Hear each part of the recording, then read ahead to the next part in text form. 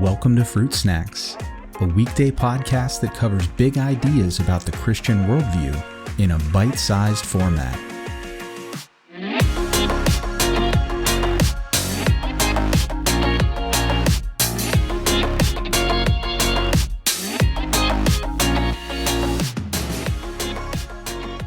Hey everyone, welcome back to another Fruit Snacks, and today we're going to finish up this week looking at the Omni attributes of God.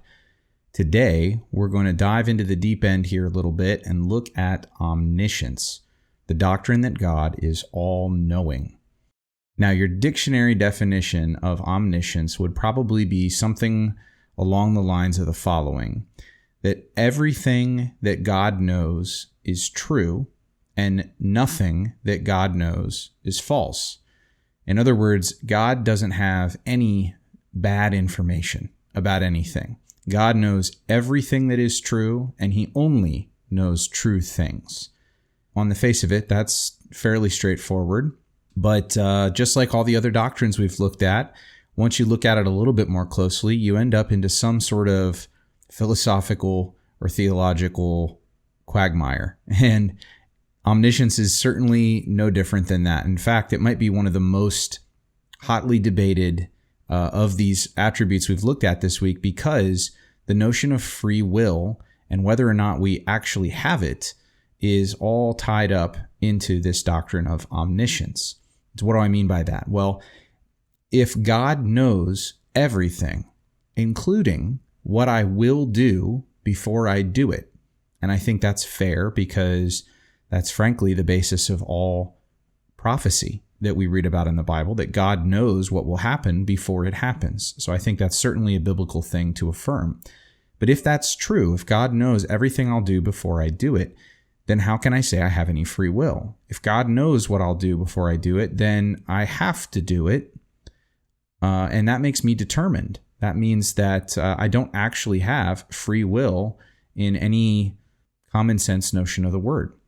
So the question then becomes, does foreknowledge and God's foreknowledge and the fact that he knows these things, does that equal determinism? Should we all be determinists? Well, there's a few things that we need to consider in terms of rounding out a doctrine like this. We need to, just like always, approach things from the whole counsel of Scripture and try to take other things that we see there into account. For instance, we know that the Bible actually assumes free will.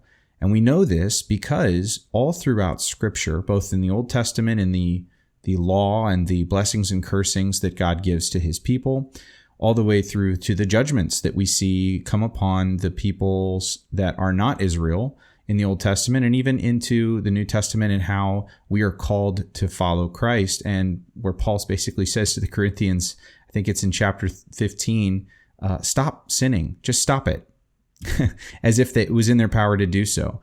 And so what we see again and again in Scripture is that people are rightly punished for bad moral choices, and they are rightly praised for good ones. And so the Bible sort of assumes that people should be praised for their own choices because those choices are theirs to make. If they were determined, then there really wouldn't be any such thing as personal responsibility. And we see that God in general speaks to people as if they can choose. This is really part of the basis for his conversation with Adam and Eve right in the garden. God tells them what they should and should not do, as if it was in their power to make that choice. And so there's just sort of this general assumption in the way the Bible is written, both from man and God's perspective, that free will is real. And so that shouldn't be discounted when we're thinking about this doctrine. Furthermore, Scripture seems to tell us that God's knowledge actually goes beyond just a simple kind of foreknowledge of just knowing what will happen in the future. And there's two very prominent examples that I can point to in Scripture. I would encourage you to read the full context, but 1 Samuel chapter 23 is really puzzling. Really puzzling, as we try to figure out God's foreknowledge and omniscience and how it works. Because in 1 Samuel 23, what happens is David and his men are on the run from Saul. They hole up in a city called Keilah. And over the course of events, I'm giving the Reader's Digest version here, but over the course of the events, David gets word that Saul is on his way to the city. So David inquires of the Lord, hey, should I stay in the city or should I leave? And God tells him, you should leave. And then David follows up with a question and says, if I stay, will the men of Keilah turn me over to Saul? Will they give me up? And God says, yep, they will. If you stay, then you're toast, basically. So that night, David and his men, they pack up and they leave. They sneak out of the city. And then Saul hears, while he's still on his way to Keilah, he never actually gets to the city. He hears that David and his men have snuck away, and he turns around and he goes home. Now, what in the world are we to make of this? Because what that says to us is that not only did God know what would happen, but God knew what would happen if things were different, including things that never actually happened. Saul never actually made it to Keilah, and the men of Keilah never actually were given a chance to turn over David. And yet God still said that he knew these things. In Matthew chapter 11:23, Jesus says something incredible. If we're to take him at face value, he says that if the works that had been done in the cities that he was visiting had been done in Sodom, Sodom would not have been destroyed. I'm paraphrasing, but that's basically the idea. How would Jesus know that? Now, some could say he's being hyperbolic, but I really don't think that the context warrants that kind of interpretation. It seems that Jesus is claiming to know what would happen if something had happened other than what happened. So it seems that God not only knows what will happen, but he also knows what would happen if circumstances were different. Now, with regard to free will, we can therefore say, and I think biblically, because we have passages like 1 Samuel 23 and Matthew chapter 11, that God knows what I will freely do in any, or we could even say in every circumstance. So his knowing my choices doesn't have to determine them. Because if I had freely chosen to do differently, God would have known differently.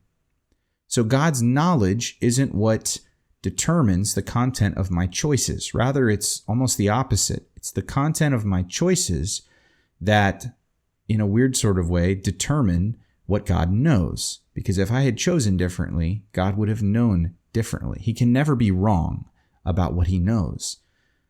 This is mind-boggling. I totally get that. And if you are interested in going even further down the rabbit hole, I would highly suggest a book by William Lane Craig called The Only Wise God. Now, it is heady stuff, and it gets in even further into the philosophical foundations and the biblical foundations for this topic.